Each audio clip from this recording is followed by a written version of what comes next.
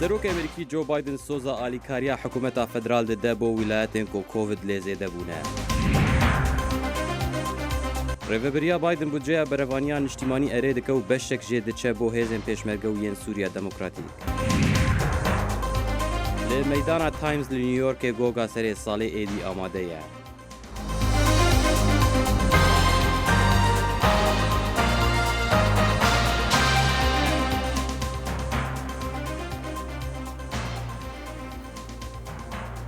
گەلی بینەرێن هێژا هەم بخێر هاتنە بەرنامەیەکە نو یا کورد کونەکشن ji dengê ئەمریکا لە واشنگتن ئەس سیروان قوچۆمە لەگەل هەفکارا خۆ هێرە و زەنگەنە دێ بوەڕە بن. لای منیشەوەم کاتەوە هەموو کاتێکتان شاد. سەرۆکی ئەمریکا جۆ بایدن ڕۆژی دووشەمە بەڵێنی پشتیوانی تەواوی فیدراڵیدا بۆ حکوومەتی ویلایەتەکانی کە ڕوبەڕووی بەریزبوونەوەی حاڵەتەکانی کۆڤید-19 بوونەتەوە لە کاتێکدا جۆری ئۆمیکرۆنی ڤایرۆسەکە بە شێوەیەکی زۆر بڵاو بۆتەوە. لە میانی کۆبوونەوەیەکی ئاساییدا لەگەڵ تیمی بەرپەرجدانەوەی کۆرۆنا و کۆمەڵی نیشتیمانی فەرمانڕەوایان بایدن گوتی پەیامی من ئەوەیە ئەگەر شتێکتان پێویستە دەنگ بکەن و ئێمە تا لە تواناماندا بێت هاوکاریتان دەکەین. بایدن دانی بەوەدانا کە شوێنەکانی پشکنین قەرەباڵغ بوون و بێسەروبەری هەبووە لە کاتێکدا ئەمریکایەکان هەوڵیاندا بەر لە کۆبوونەوەکانیان لەگەڵ خێزانەکانیان لە دەمی ئەم پشودانەدا پشکنین ئەنجام بدەن. بایدن گوتیشی بەڕێوەبەرایەتەکەی پلانی هەیە 500 میلیۆن پشکنینی خێرا لە سەرەتای مانگی داهاتوو بەردەست بخات. بلندبوونا پێکەتنên ڤایرۆسا کۆرۆنایە لە سەرانسەری جیهانê gefeyê li sistemên tenduristiyê yên hinek welatan dikin. Curaya nû ya ڤایرۆسê ku bi navê Omikron tê zanîn bûye sedema betalkirina bi hezaran geşên asmanî berî bi hinvedana Krismesê. Serokê Emerîkî Joe Biden jî heftaya borî plan ragihand ji bo şandina 1000 leşker bo piştgiriya karmendên nexweşxaneyan li seranserî Emerîka. زیاتر لە 700 گەشتی ئاسمانی لە ناوخۆی ئەمریکادا هەڵوەشێنرانەوە. هەواڵەکەی ڕۆژی یەکشەمە دوایەوە دێت کە هێڵە ئاسمانەکانی وڵاتەکە ڕایانگەاند هەزاران گەشتیان پێش کریسمس هەڵوەشاندەوە دوایەوەی ستافەکانیان تووشی ئامیکرۆن بوون کە جۆرێکی تازەی ڤایرۆسی کۆرۆنایە. بەڵام لە هەندێک فڕۆکخانە وەک ئەمە لە نیوجەرسی گەشتەکان بەردەوامن. هاتم تا بەشداری پرسێ کەسێک بکەم چونکە کەسەکە زۆر گرنگ بوولا بڕیارمدا ئەم گەشتە بکەم بەڵام هەز بەو مەترسیانش دەکەم کە لە بەردەممدان بەڵام هەندێک جار هەمیشە تەنیا خۆت گرنگ نیت هەندێک شتی دیکەش هەیە کە لە ژیاندا گرنگن بۆیە بڕیارمدا گەشتەکە بکەم بەڵام ئاگاداری ئەو مەترسیەم کە دەکرێت بەهۆی ئەو گەشتەوە لەم کاتەی ساڵدا ڕوبەڕووم ببێتەوە. پسپۆڕانی تەندروستی هۆشداری دەدەن هەر کەسێک لە فڕۆکەخانە دەکرێت تووشی ئامیکرۆن ببێت. بەڵام هەواڵەکانی ئەم دوایە لە ئەفریقای باشوور و بەریتانیاوە دڵخۆشکەرن کە حاڵەتەکانی ئامیکرۆن هێندە تون نین توشبووان بخەنە نەخۆشخانە. ڕۆژی یەکشەمە ڕاوێژکاری تەندروستی کۆشکی سپی ئانتۆنی فاوچی بە کەناڵی ABC گوت ئەمە واتایەوە ناگەێنێت هیچ کێشەیەک نەبێت. کاتێک ئەو ڕێژە زۆرەی نەخۆشی نوێت هەیە ئەمە دەکرێت زاڵ بێت بەسەر کەمبوونەوەی توندی حاڵەتەکان. بەواتایەکی دیکە ئەگەر ژمارەیەکی زۆر کەیسێت هەبێت با حاڵەتەکانیشیان تون نەبێت دەکرێت کاریگەریە ئەرێنیەکە لەناو بەرێت. فاوچی دەستخۆشی لە پلانی فڕەهەندی سەرۆک بایدن کرد کە سەربازانی وڵاتەکەی خستۆتە ڕۆڵی خزمەتکردنەوە لە نەخۆشخانەکانی ئەمریکا و یارمەتی دەرن لە ئەنجامدانی پشکنینی زیاتر و دابینکردنی کەلوپەلی خۆپاراستنی پزیشکی. بەڵام هێشتا دەڵێت ڤاکسین باشترین ڕێگەیە بۆ ڕێگەگرتن لە تەشەنەکردنی نەخۆشیەکە. بە تایبەتی گەرانی ئەو چینەی خەڵشین کە ڤاکسین نەکراون. دەیان میلیۆن ئەمریکی هەن کە مافیان هەیە ڤاکسین وەرگرن بەڵام وەریان نەگرتووە. ئەوانە بارودۆخیان لە هەمووان خراپترە کاتێک ڤایرۆسی وەکو ئامیکرۆن کە کاریگەرە لە بڵاوبوونەوە لە ناو خەڵکدا. سەرەڕای هەڕەشەی ڤایرۆسی ئامیکرۆن و هەڵەوشاندنەوەی گەشتەکان فڕۆکخانەی ڕۆناڵد ڕێگنی نزیک واشنگتنی پایتەخت هەیری ڕابرد و ڕۆژێک پێش کریسمس پڕبوو لە گەشتیار. هەموو شتێک چاک بوو جگەلەوەی چاوەڕوانیەکی ناساییمان بۆ جاتاکانمان کرد بەڵام جگەلەوە گەشتەکە زۆر باش بوو لە کاتی خۆیدا بوو بۆیە زۆر باش بوو. سەرکەوتوو بوو گەیشتین لێرە. ئەم بەیانیە یەکەم گەشتمان ئەنجامدا و پێمان وابوو هیچ ڕوونادات هەموو شتێک بە باشی بەڕێوە چوو. یەک لە سەرسەی حاڵەتەکان لە ئەمریکا هەڵگری ئامیکرۆنن. بە گوێرەی هەواڵەکان ڕۆژانە 165,000 کەس تووشی ئەم نەخۆشیە دەبن. بۆ ئارەش ئارا بەسەدی ناوە عەبدوڵڵا دەنگی ئەمریکا. کۆشکی سپی ڕادەگەێنێت سەرۆک جۆ بایدن بڕی زیاتر لە 668 میلیارد دلار بودجەی بەرگری بۆ ساڵی 2022 مۆر کرد پاش ئەوەی ئەو بودجەیە لەلایەن کۆنگرێسەوە پەسەند کرا. لە بودجەی ساڵی داهاتووی بەرگری ئەمریکادا بەشێک بۆ هێزی پێشمەرگە و هێزەکانی سووریای دیموکراتیکیش تەرخان کراوە. وەک بەشێک بۆ بەرەنگاربوونەوەی تیرۆر بودجەی بەرگری ئەمریکا بڕی زیاتر لە 345 میلیۆن دلاری بۆ هاوکاری هێزی یاسایشی عێراق تەرخان کردووە کە تیایدا بریتیە لە 260 میلیۆن دلار بۆ هێزی پێشمەرگە و 177 میلیۆن بۆ هێزەکانی سووریای دیموکراتیک و مغاویر ئەلسەورا. لە بەشی هاوکاری پێشمەرگەدا 5 میلیۆن دلار تەرخان کراوە بۆ کڕینی فڕۆکەی بێفڕۆکەوان بۆ ئەو هێزە. هەروەها 300 میلیۆن دلاریش بۆ هاوکاری لەشکری ئۆکرانیاش تەرخان کراوە لە کاتێکدا رووسیا هێزەکانی لەسەر سنووری ئەو وڵاتە بڵاو کردوتەوە. Ji pazdê vê me hêve deriyê sînoriyê fîşxabûr Sêmalka yê di navbera Herêma Kurdistana Iraqê û Bakur û Rojhilatê Sûriyê de girtiye. Biryara girtinê ji aliyê desalatên Herêma Kurdistanê ve hate dayîn piştî derketina girjî û pevçûnan di navbera alîgirên Partiya Yekîtiya Demokratîk PD û hêzên asayîşa Herêma Kurdistanê li ser xala sînorî. Ji bilî rêgirtina çûn û hatina rêwiyan, girtina vî derî her wiha deryekî girîng e, bûye sedema derketina aloziyên aborî bi taybet li aliyê Bakur û Rojhilatê Sûriyê kopiraniya kel û pelên xwe ji aliyê Herêma Kurdistana Iraqê ve werdigire. Ji bo bêtir hûrgilî û zanînan derbarê vê yekê niha bi awayekî zindî ji Qamişlo peyamnêrê dengê Amerîka Zana Umer bi merayî û her wiha ji Swêdê şirovekarê siyasî Cebbar Emîn.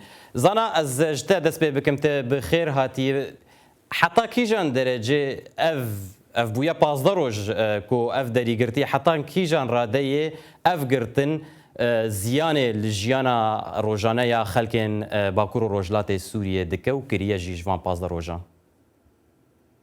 Belê dem baş ji xwe deriyê Sêmalka derîkî serekeyî ya çûn û hatina hemwelatiyên Bakur û Rojhilatê Sûriyê dibîne mirovî de gelekî giring li kêleka wê jî dergehê Welîd hebû ew jî wek girêdayî rêveberiya dergehê Sêmalkayê lê ew taybetî ji bo bazdirganiyê bû. Bêtirî xwe kelûpelên got derbasî herêmên rêveberiya xwe ser dibin 8 sedî ji wan kelûpelan di dergehê Welîd û pêşxabûrê derbas dibe.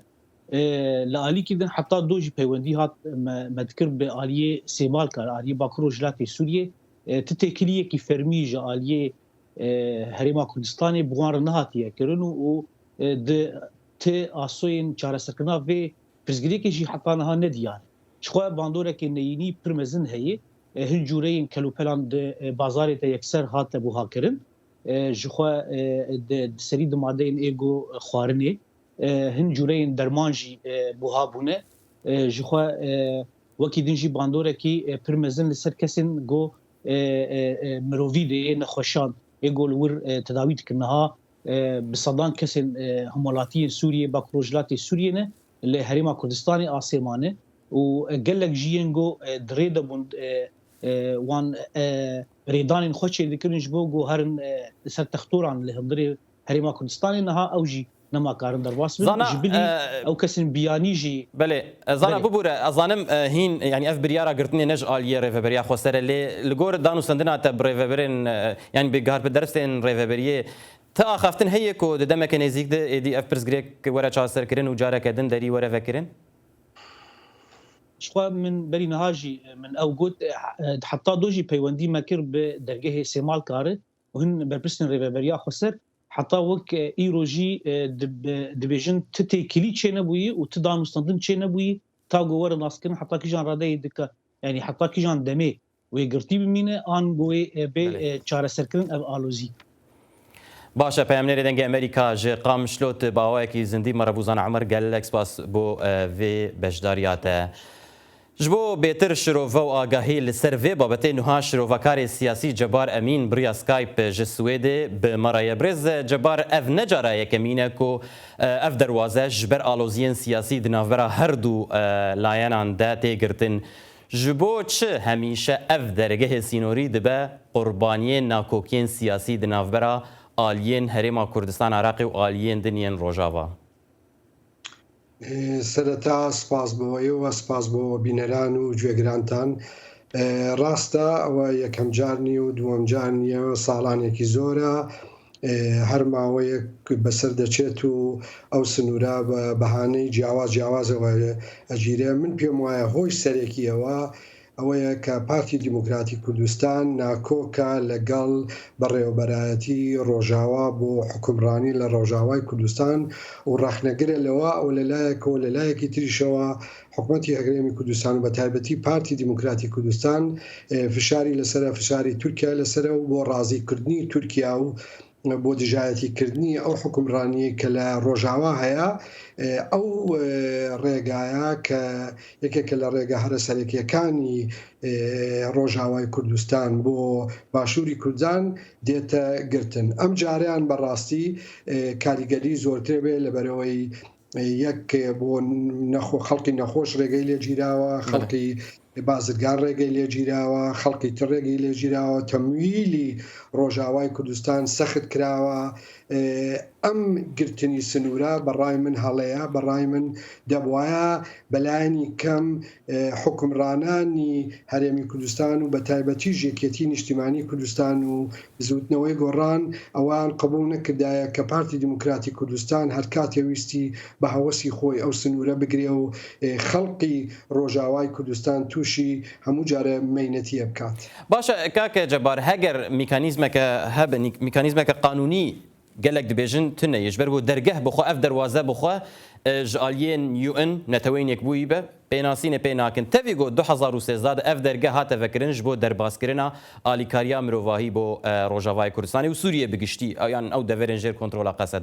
Lê çima hêzên navnetewî em bêjin Amerîka yan jî UN bixwe tiştekî nake di vê derbarê de çima tiştek tineyê ku ev aliyên نێودەوڵەتی کاربن بکن و جارێکە دن ئەv دەرگەه نەبێ مژارە سیاسی یان ناکۆکیە سیاسی ناوبەرە هەردوو ئالیان دە.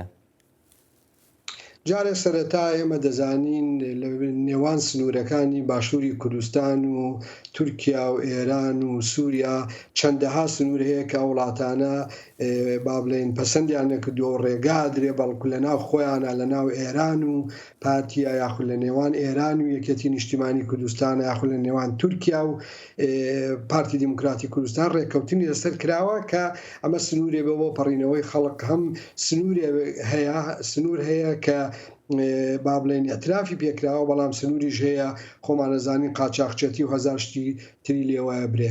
هەڵبەتە من پێم وایە سەبارەت بە نەتەوە یەکگرتووەکان و یەکێتی ئەوروپامە پێویستی بەوەیە بە مفاوەزاتە لەگەڵ حکوومەتی مرکزی و پێویست بەوەی حکوومەتی عێراق و حکوومەتی مرکزی چونکەمە دوو حکوومەتن با بڵێن تۆ سنوور لە نێو دوو حکوومەت ئەەکەیتەوە پێویستی بە ڕەزامەندی ئەو دوولایەنەیە بێ من پێم وایە سەختە ئەمە بەڵام لە پراکتیکە حکوومەتی هەرێمی کوردستان کە ئێوە توانێت ئەو مەرزە بکاتەوە ئەگەر ڕەخنەشی هەیە لە شتی جاری وهایە شتێک دێتە ئاراوە ئێستەوە کوێم جارە بەحساب چەند گەنجێکی شۆڕژگەر یاخود چەند گەنجێکی خوێن گەرم بەردیان هاویشتووە نابێ ئەمە بکرێتە بەهانەیەک بۆ داخستنی سنوورەکە بەڵکو پێم لە نێوان حکوومەتی هەرێمی کوردستان حکوومەتی ڕۆژاوا دەتوانێت چارەسەر بکرێت. ڕاستە ببوورە شخۆل سەرێ خاڵێ ژبەرگۆ ئەو بریارە داخستنا سینۆر ژ عالیە حکوومەتە هەرێما کوردستانی ئەو بوو هەندێک کەسێن جوانی شۆڕژگەریان سەر بپێدەوە ئێریشی وان کرد بوو.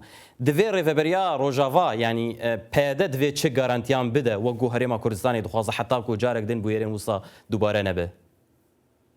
هەڵبەتە لە کەشوهەوایەکی ئاسایی وایە ئەوسا پارتی دیموکراتی کوردستانە حکوومەتی هەرێمی کوردستان لە واقع ئێستا پارتی هەرێمی پارتی دیموکراتی کوردستانە کە لەوەیە دەبواە قسەی کردوایە لەگەڵ پێدێ و لەگەڵ بەڕێوەبەرایەتی ئەو ناوچەیەبی و تا ئێمە ئەمە قبول ناکەین با بڵێن مەرجیان دانایە بۆەوە بەڵام ئەمە بەهانەیە یعنی چەند گەنجێکی خوێنگەرم هاتوون بەردیان هاویشتووە دەرئەنجامی ئەوەی کە کەسوکاریان گیراوەیان کەسوکاریان شەهید بوو ویستوانە جەنازە وەرگرن یاخود شتێکی تر ئەمە نابێ ببێتە ئەوەی تۆ هەموو خەڵکی ڕۆژاوای کوردستان سزا بدەیت و نێڵی نان بڕوا و نێڵی ئاو بڕوا و نێڵی شتی چیت ئەعمار بڕوا و نێڵی نەخۆش بێت و نێڵی نەخۆش بڕوات و ڕێگا لە هەموو خەڵک بگری بە بەهانەیەوەی 20 کەس 30 کەس 40 کەسێک هاتوون بەردیان هاویشتۆتە فیشخابور و ئەمانە بەهانن بەڕاستی من پێم وایە زیاتر هۆکەی هۆی سیاسیە حکومەتی هەرێمی کوردستان و بە تایبەتی پارتی دیموکراتی کوردستان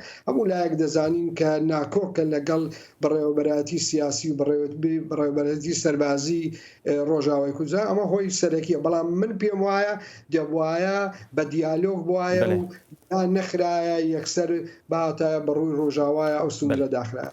بله برز جبار امین شروفکاری سیاسی مره بو باوایی که زندی جسویده گلک سپاس بو بشداریاته. سپاس بو خودتان.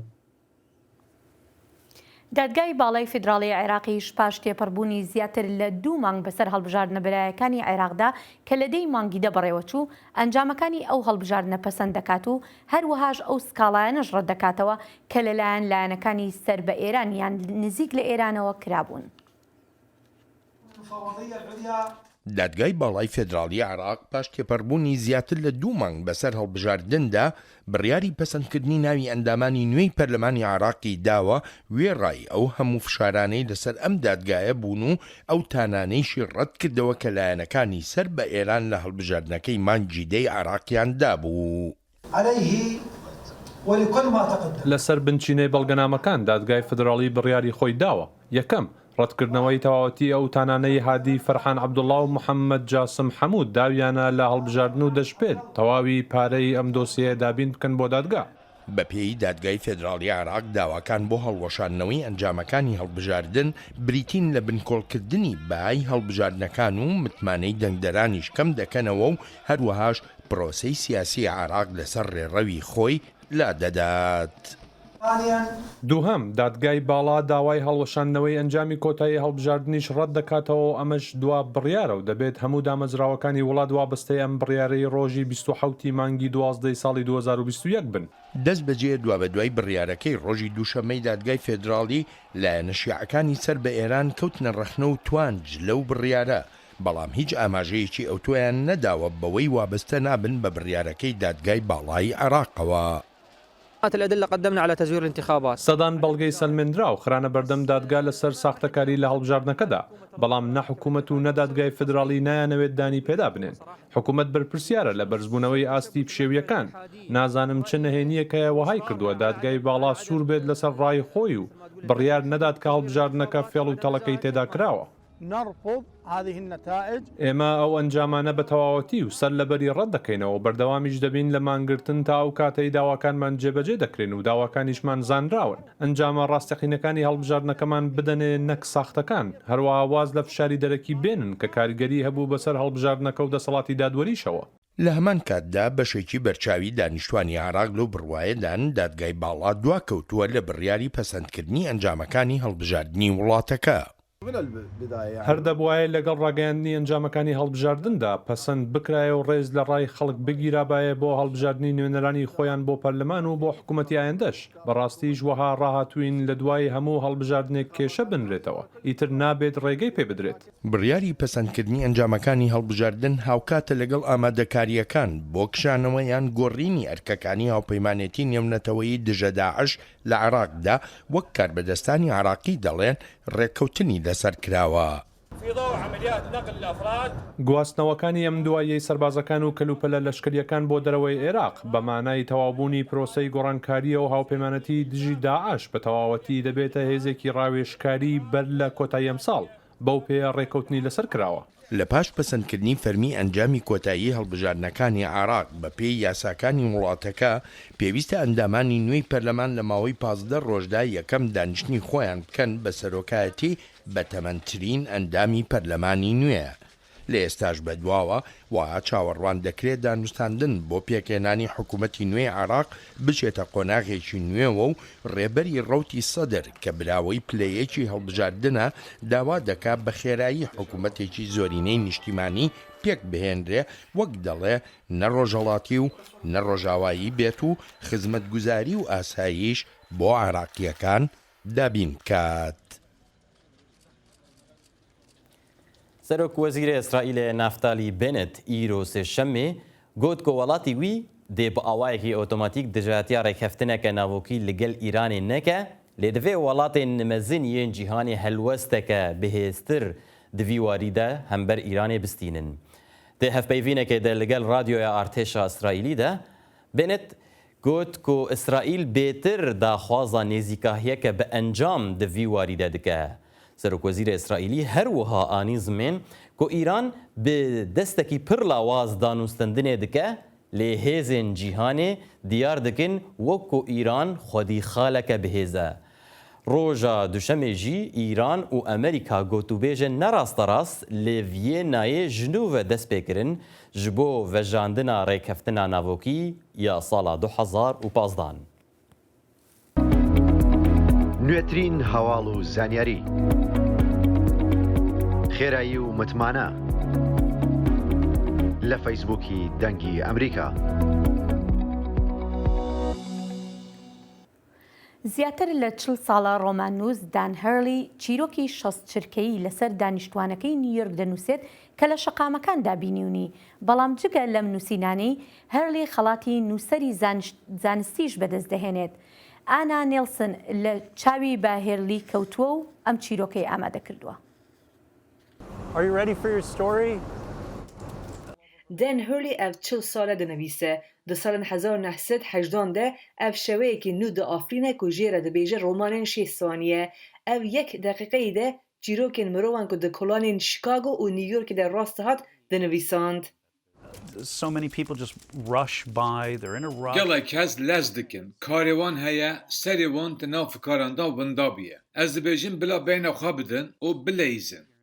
Di destpêkê de Hurley difikire ku temenê romanên 6 saniye vêkin bibe lê ev bi kêfxweşî berdewam dike. In April of 1983, min timeha Nîsanê ya sala 1983 dest bi vê karî kir. Ez pir heyecan bûm û min şerm dikir. Min digot ew xeteriyek e. Ez rûniştim û min jî mirwan dipirsî ku xanim an jî kak tu dixwazî ez çîrokên ve binivîsim. Hemû kesê ez piştgûh dikirim. Paşê jinekê got ez dixwazim û min dest bi nivîsandinê kir.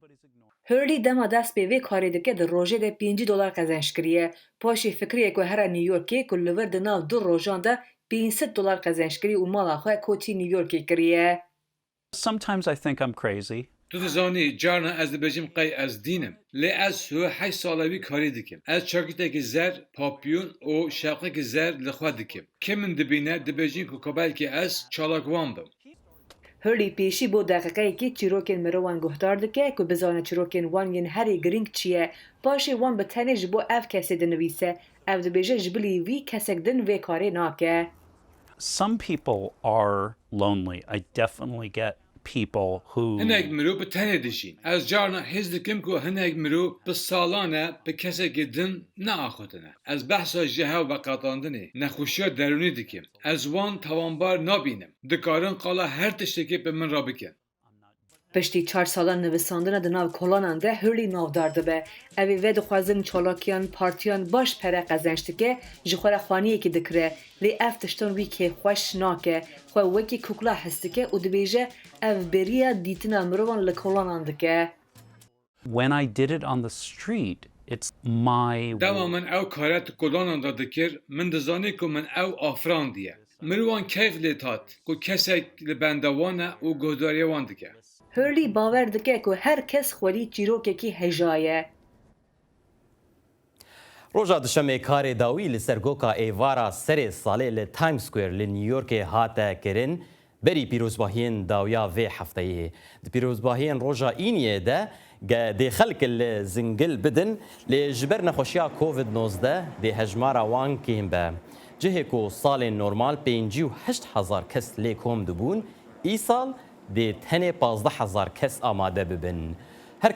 Her kesê beşdar jî divê belgeyên vaksînkirînê nîşan bidin heta ku karibin li wir cih bigirin.